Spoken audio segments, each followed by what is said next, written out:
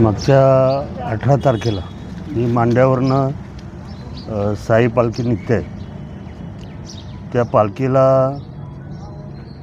घोटीजवळ मला वाटतं अपघात होऊन 3 तरुण येथील मांड्यामधील त्यांना उडवलं आणि ते ऑन दी स्पॉट म्हणजे 2 ऑन दी स्पॉट ठार झाले आणि एक हॉस्पिटलमध्ये उपचार घेताना त्याचा मृत्यू झाला.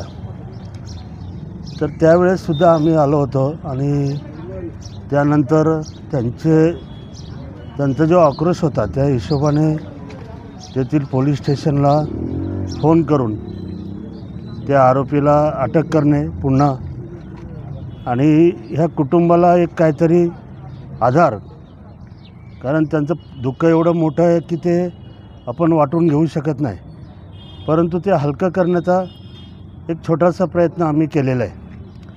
त्या हिशोबाने त्यांच्या तिन्ही कुटुंबांना आज आपण एक आमदार म्हणून 2-2 लाखाचे आपण चेक त्यांना दिलेले आहेत आणि आम्ही शहर शाखेच्या वतीने त्या दोन्ही मुलींचा, ज्या 2 लहान मुली आहेत, मला वाटतं रवींद्र पाटील ह्या युवकाच्या 2 मुली आहेत लहान, त्यांच्या शिक्षणाची पूर्ण जबाबदारी आम्ही शहर शाखेकडनं घेतलेली.